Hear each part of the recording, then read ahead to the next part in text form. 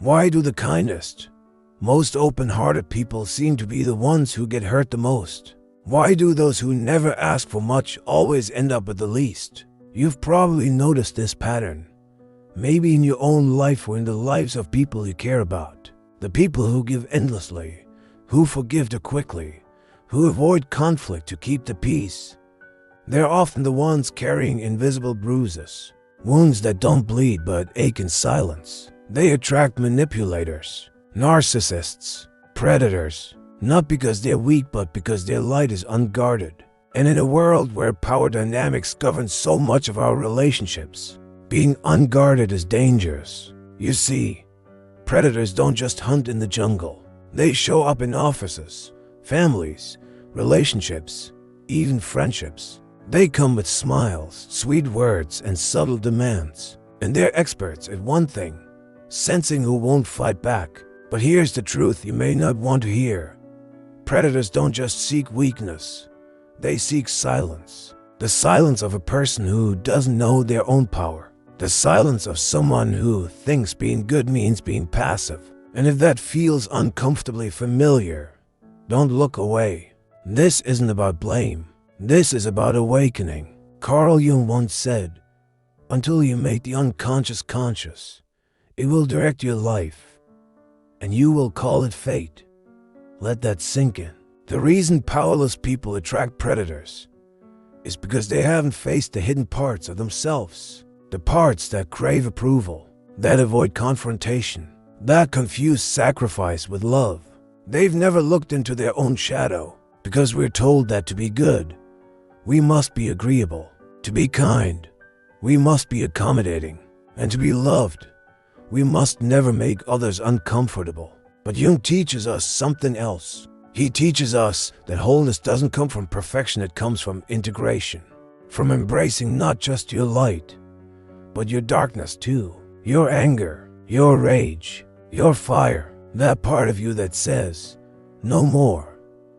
Think about the last time you felt taken advantage of. The last time someone overstepped your boundary and you said nothing. Not because you didn't care, but because you didn't know how to respond.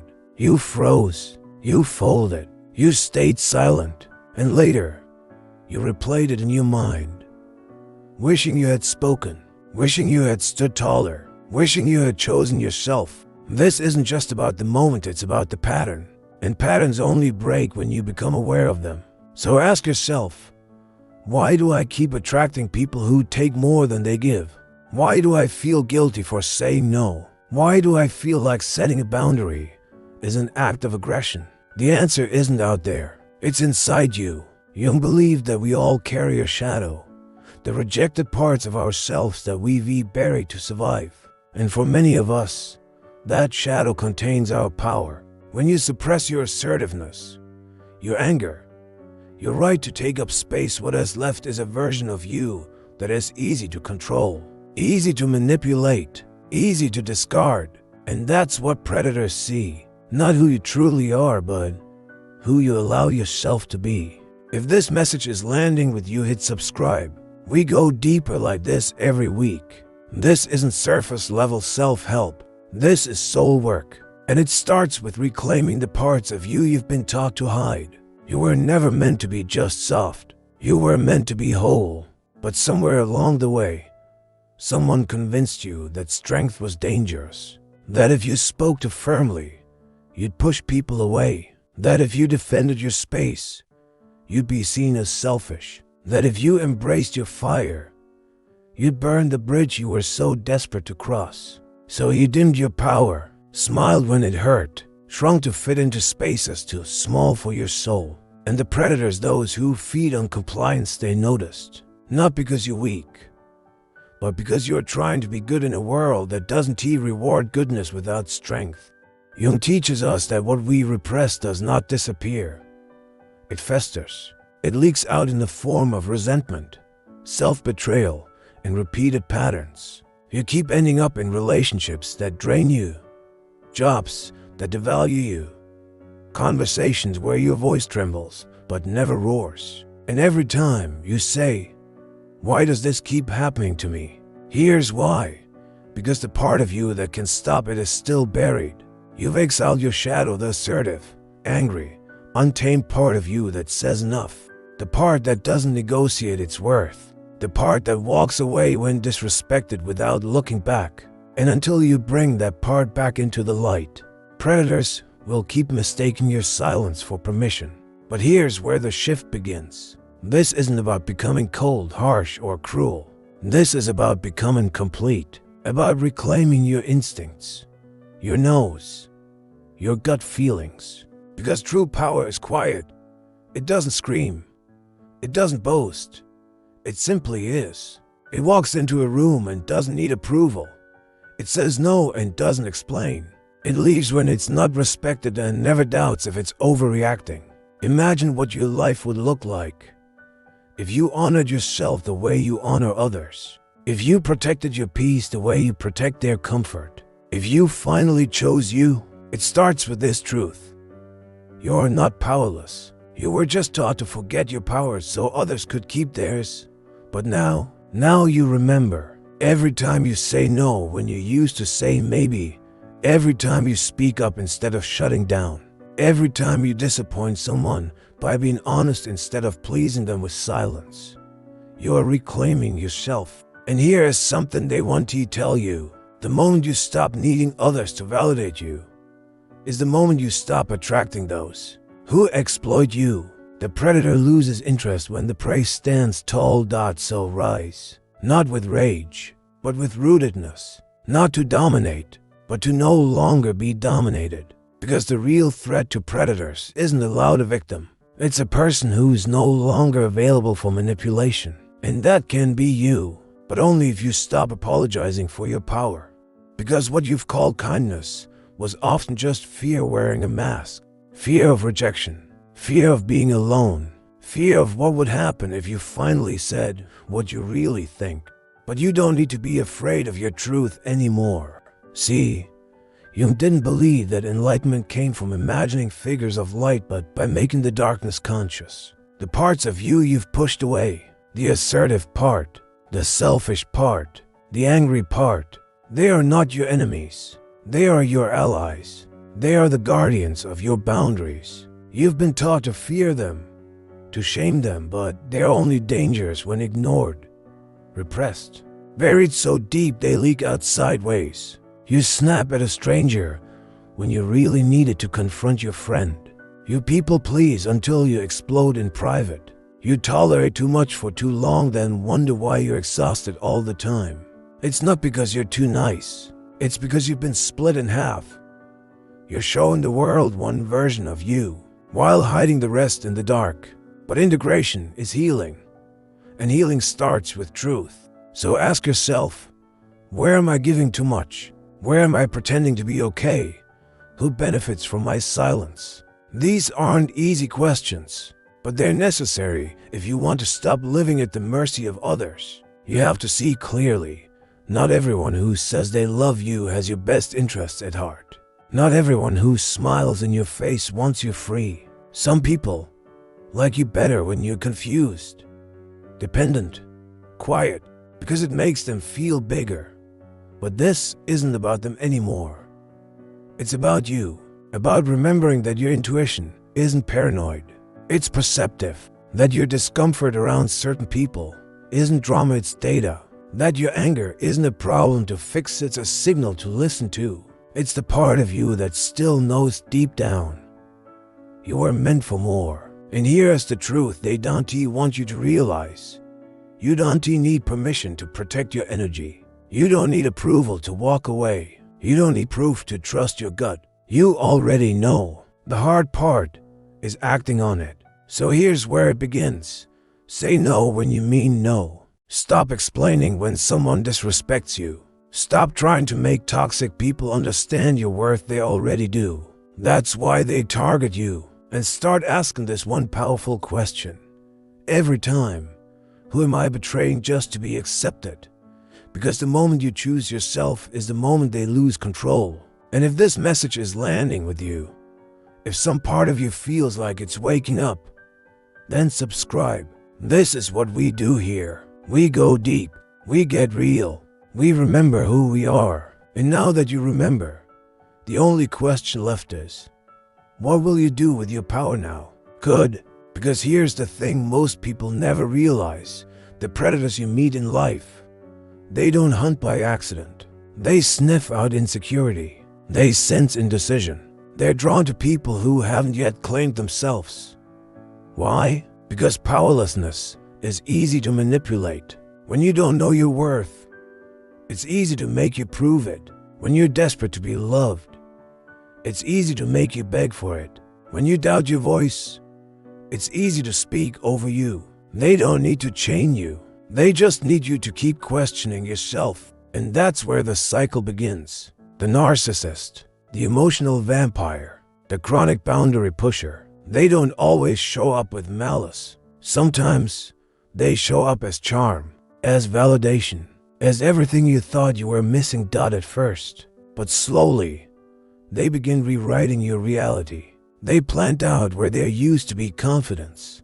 They reward compliance, not authenticity. They punish your strength but praise your submission. Until one day, you find yourself asking, who am I trying to be, just to survive this connection?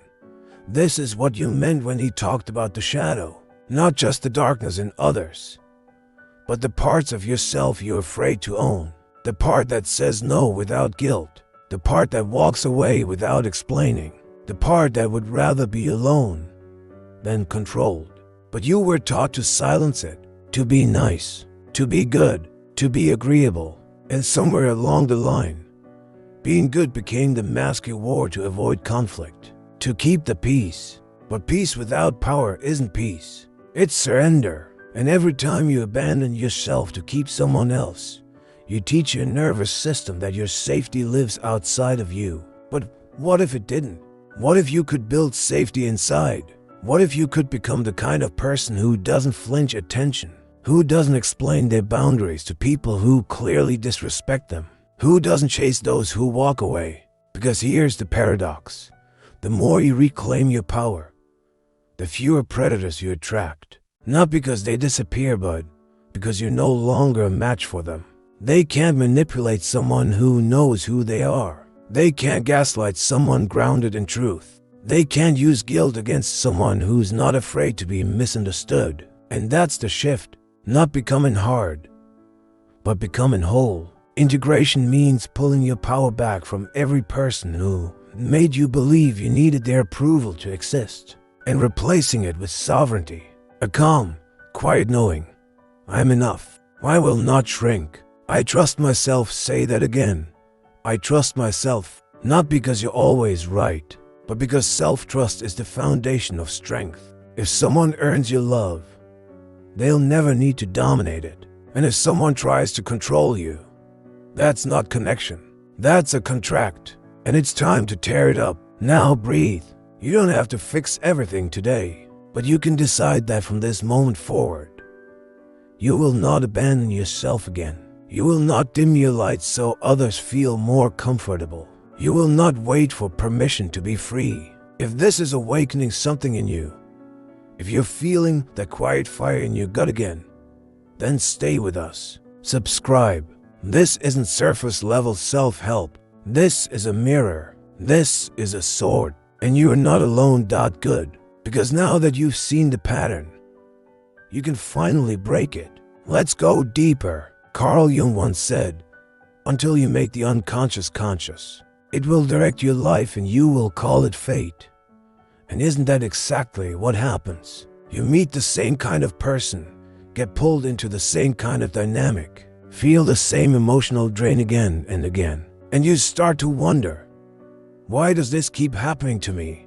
But it's not fate, it's a mirror. See, predators don't just target weakness, they target unawareness. If there's a part of you still waiting for someone to save you, that part will keep pulling in people who pretend to be saviors only to become your captors. If there's a part of you still afraid to disappoint, that part will keep attracting people who demand your silence. And if there's a part of you that feels unworthy of love without suffering, that part will confuse manipulation for intimacy. But once you see it, You can't unsee it. That's the power of awareness. It doesn't immediately fix everything, but it breaks the trance. It lets you pause instead of react. It lets you choose instead of obey. It lets you leave instead of stay. And that one pause, that single breath of awareness, can save you from years of self-betrayal.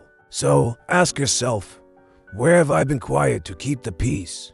Where have I accepted less just to avoid being alone? Where have I let someone else's approval determine my worth? These questions aren't meant to shame you. They're meant to free you, because the truth is your power was never taken. It was given moment by moment, choice by choice, in the name of survival. But you're not surviving anymore. You're waking up. You're remembering what it feels like to belong to yourself. And the moment you do that, you stop needing people to validate you. You stop apologizing for your presence. You stop explaining your decisions to those who refuse to understand. This is what strength looks like. Not dominance, not control, but alignment. It's choosing to live from the inside out, not the outside in. Because the world will always have people who try to steer you, shape you, silence you. But when you know who you are, you become unshakable. That's not arrogance. That's clarity. And clarity scares those who profit from your confusion. So they'll test you, they'll guilt you, they'll call you selfish, difficult, even cold. But they're just reacting to the one thing they can't manipulate. A person who doesn't need to be liked to feel worthy. Let that sink in. You don't need to be liked. You need to be real. You don't need permission. You need truth. And truth has a cost, but it also has a reward. Freedom. The kind of freedom that no one can take, because it's not granted by others. It's chosen by you. If this message is stirring something inside you, if it feels like the kind of truth you've been waiting to hear, then subscribe. Stick around.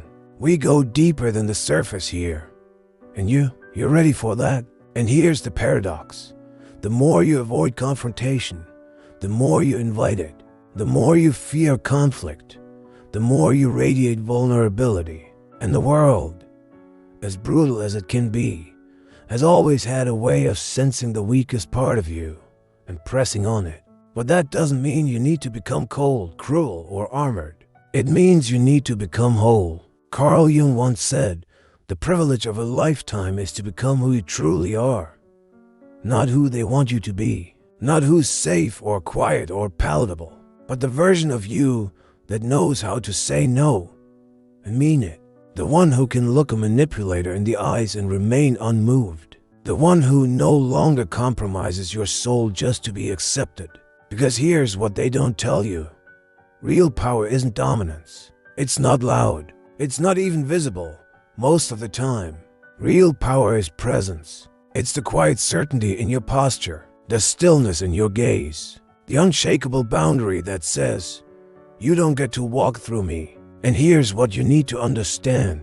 Predators don't just look for victims. They look for those who have lost touch with their own inner protector. They sniff out the ones who were never taught they're allowed to defend themselves. They find the ones whose kindness has been weaponized against them, and they feed on it. But the moment you remember your strength, they vanish. Because nothing scares a manipulator more than someone who no longer needs their validation. So ask yourself, what have you been giving away just to feel safe? What part of yourself have you kept hidden just to avoid rejection? You were not born to be prey. You were not put here to shrink yourself just so others feel comfortable. You were made with a fire in you. And it's time you started protecting it. Because once you reclaim your boundaries, once you start honoring your own needs, your own voice, your own sacred space, you stop attracting those who want to control you and start drawing in those who respect you. It's not just about defense. It's about alignment. When your inner world becomes sovereign, your outer world starts to reflect that. So if you've made it this far, you already know this isn't about becoming someone new. It's about remembering who you were before the world taught you to forget, before they told you to be small, before they made you feel wrong for taking up space. You are not powerless. You never were. You just forgot your strength, but now you remember. So hold that dot guarded, livid, and the next time someone tries to cross your line, smile gently, stand tall, and let them know this soul is no longer available for conquest. Because once you reclaim yourself, you become unshakable. Let this sink in and ask yourself, who do I become when I stop giving my power away? That's your path forward.